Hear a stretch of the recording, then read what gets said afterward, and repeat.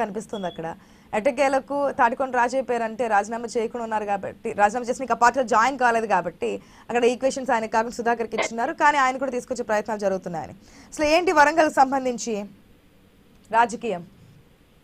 Madam, ముందుగా మీకు ప్యానెల్లో ఉన్నటువంటి పెద్దలకు మనసునిండా దండాలు madam. Good morning. Hanamkonda Warangal Lok Sabha స్థానానికి సంబంధించి కావ్య గారికి, కడియం శ్రీహరి గారి కూతురు కావ్య గారికి ఆ రోజు తెలంగాణ తొలి ముఖ్యమంత్రి కేసీఆర్ గారు, మా పార్టీ అధినాయకుడు, ఆమెకు అవకాశం ఇచ్చినప్పుడు సరే ఏ రకంగా వెన్నుపోటు పొడిచి ఇవాళ కాంగ్రెస్ పార్టీలోకి పోయినరు మీరు చూసిండ్రు. అక్కడ ఉన్నటువంటి వాళ్ళు తాటికొండ రాజయ్య పేరు తెరపైకి తెచ్చిన డాక్టర్ సుధీర్ కుమార్ గారిని వాళ్ళు తెలంగాణ నాయకుడుగా, తెలంగాణ ఉద్యమకారుడుగా ఆయన ఉన్నటువంటి పరిస్థితి మేడం. అందరూ కూడా ముఖ్య నాయకులతో చర్చించి కేసీఆర్ గారు ఈ నిర్ణయాన్ని తీసుకున్నారు, ఎవరికి ఇస్తే పాజిటివ్ ఉంటది అనేటువంటి విషయాన్ని. మీరు అంటున్నట్టు నిజంగా బీజేపీ నుంచి ఆరూరి రమేష్ గారు కానివ్వండి, లేదు అనుకుంటే కాంగ్రెస్ నుంచి వాళ్ళు కానివ్వండి, ఎవరైనా కూడా కడియం కావ్య గారు కానివ్వండి, లేదు అనుకుంటే బిఆర్ఎస్ నుంచి డాక్టర్ సుధీర్ కుమార్ గారు కానివ్వండి, వీళ్ళు ముగ్గురు కూడా బిఆర్ఎస్ పార్టీకి చెందినటువంటి వ్యక్తులే. ఎందుకు సుధీర్ కుమార్ గారికి ఓటు వేస్తారు అనేటువంటి విషయాన్ని ఇక్కడ గమనించినప్పుడు మేడం, వరంగల్లో ఒక ఉద్యమ చైతన్యం ఉన్నటువంటి ప్రాంతం వరంగల్లో తెలంగాణ వాదం ఆ రోజు బలంగా ఉన్నటువంటి పరిస్థితి ఉన్నది.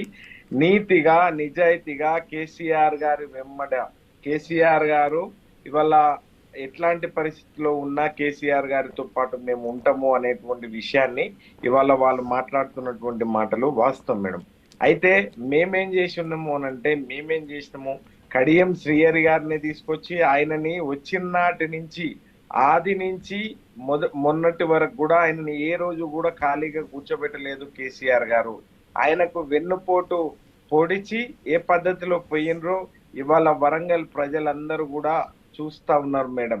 ఇవాళ ఒక్క మాట వాస్తవం ఇవాళ వరంగల్ ఎంపీగా మొన్నటి వరకు కొనసాగినటువంటి పస్నూరి దయాకర్ గారి పరిస్థితి అంతకు ముందుకు ఏముండేని అంటే, ఆయన సాధారణ వ్యక్తిత్వం ఉన్నటువంటి వ్యక్తి, ఆయన ఫోటోగ్రాఫర్ గా ఉన్నటువంటి వ్యక్తిని, ఆయన పెయింటర్ గా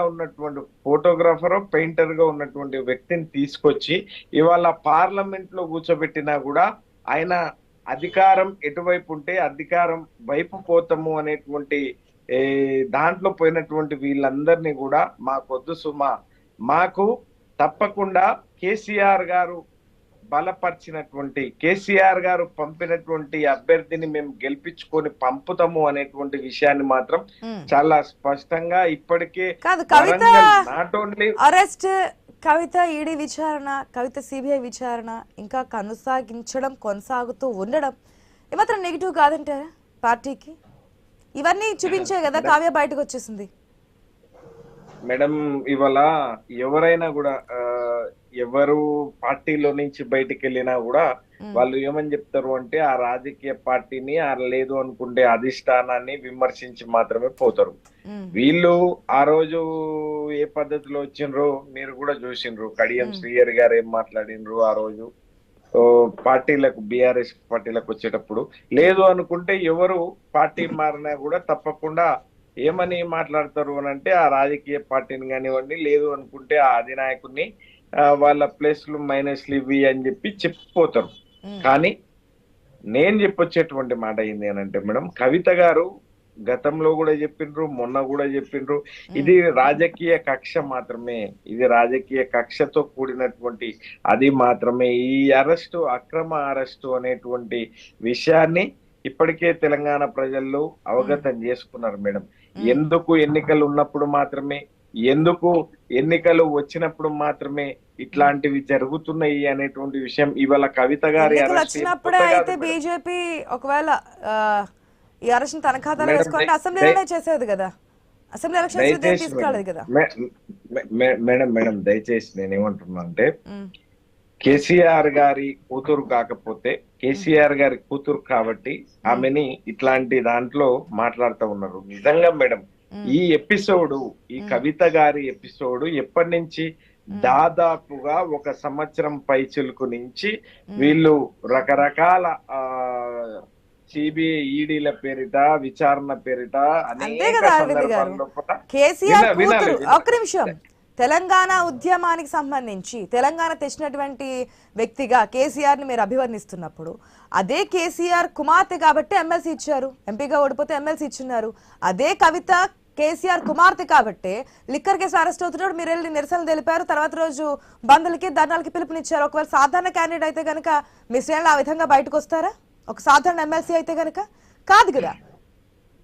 మేడం మీరు ఎంతసేపు కేసీఆర్ గారి కూతురు అనే మీరు చెప్పున్నారు, నేను పాయింట్ అవుట్ చేయలేదు, మీరు చెప్పున్నారు.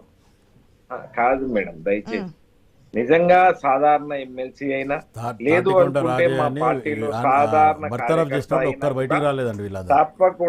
తప్పకుండా బయటికి వస్తారు, నిరసనలు చెప్తారు. అంటే ఇట్లాంటి కార్యక్రమాలు ఎవరికి ఆపద ఎక్కడొచ్చినా కూడా తప్పకుండా మా పార్టీ కుటుంబ సభ్యులందరూ కూడా మాట్లాడతారు, ఖండిస్తారు, దాని గురించి విమర్శిస్తారు మేడం. దాంట్లో ఎట్లాంటి అనుమానం లేదు.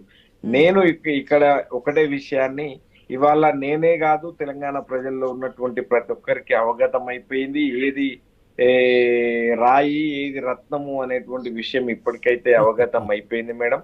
ఈ 120 రోజుల కాంగ్రెస్ ప్రభుత్వాన్ని చూసిండ్రు, లేదు అనుకుంటే ఈ 10 సంవత్సరాల బీజేపీ ప్రభుత్వాన్ని కూడా, ఎన్డీఏ ప్రభుత్వాన్ని కూడా, కేంద్రంలో ఉన్నటువంటి ఎన్డీఏ ప్రభుత్వాన్ని కూడా చూసిండ్రు. వీళ్ళకు ఎందుకు వేయాలి? ఇవాళ నరేంద్ర మోడీ గారు ఇవాళ ప్రియమైన ప్రధానమంత్రి అనేటువంటి విషయాన్ని ఆయనని ఎవ్వరూ అనట్లేదు. ప్రియమైన ప్రధానమంత్రి అనేటువంటి విషయాన్ని అందరూ కూడా మాట్లాడుకుంటున్నారు. 400 ఉన్నటువంటి డీజిల్ ని ఇవాళ 1200 తీసుకొచ్చినందుకు మేము ఆయన ఓట్లు వేయాలా? లేకుంటే గ్యాస్, డీజిల్, పెట్రోల్ ధరలు పెంచినందుకు ఓట్లు వేయాలా? నిత్యావసర ధరలు ఆకాశం ఎత్తుకు తీసుకుపోయినందుకు ఓట్లు వేయాలా? ఇవాళ ప్రభుత్వ రంగ సంస్థలన్నీ ప్రైవేటీకరణ చేస్తున్నందుకు ఓటేయాలా? అదానికి అంబానికి కంబు కాస్తున్నందుకు మేము ఓటేయాలనా అనేటువంటి విషయాన్ని ఒకవైపు మాట్లాడుకుంటున్నారు.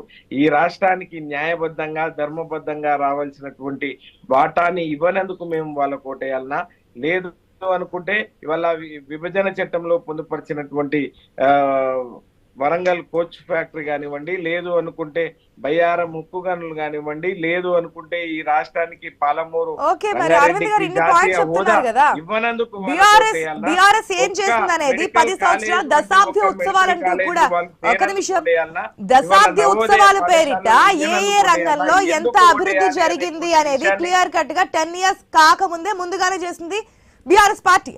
దశాబ్ది ఉత్సవాలంటూ కూడా ఏ రంగంలో 2014కి ముందే ఉన్నాయి, 2014 తర్వాత ఏం జరిగింది క్లియర్ కట్ గా ప్రతి ఒక్క రంగం మీద విశ్లేషిస్తూ దశాబ్ది ఉత్సవాలు నిర్వహించున్నారు కదా.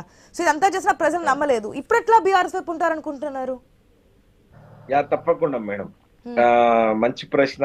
6 గ్యారెంటీలు నమ్మి ఆగమైపోతున్నాము అనేటువంటి విషయాన్ని ఇవాళ హరిఘోష పడుతున్నాము అనేటువంటి విషయాన్ని మాత్రం ప్రతి కచేరీల కాడ, ప్రతి ఒక్క గ్రామాల లోపల ఎవరు నలుగురు కలుసుకున్నా కూడా వాళ్ళు మాట్లాడుకుంటున్నటువంటి మాట మేడం. ఇవాళ నీళ్లు పోసుకున్న తల్లి నిమ్మలంగా ఉండాలని, తల్లి బిడ్డలు ఇద్దరు క్షేమంగా ఉండాలి అని చెప్పి ఇవాళ ఆలోచన చేసినటువంటి ప్రభుత్వం ఈ సువిశాల భారతదేశంలో కేవలం కేసీఆర్ గారి ప్రభుత్వం మేడం. ఇవాళ వాళ్ళకు కేసీఆర్ కిట్ ఇచ్చి ఒక ఇంకా సంక్షేమ పథకాల గురించి చెప్తే మనకి సమయం సరిపోదు కాబట్టి ఇవన్నీ కూడా చేసే ఉన్నారు అనంటే మీరే అడుగుతారు మరి ఒక్కొక్క సంక్షేమ పథకం గురించి చెప్తే మనకి టైం సరిపోదండి అరవింద్ గారు. ఒక్కొక్క సంక్షేమ పథకం గురించి చెప్పుకుంటూ పోతే మనకి టైం సరిపోతుందా? సంక్షేమ పథకాలని చెప్పండి, ఓకే 6 గ్యారెంటీలు చేయలేదు కాబట్టి ఆ ఫలితం ఇప్పుడు బీఆర్ఎస్ పార్టీకి పాజిటివ్ గా ఉంటుంది ఎల్లగాక్తా ఉన్నారు మేడం. ఇవాళ రైతాంగం అన్నమో రామచంద్ర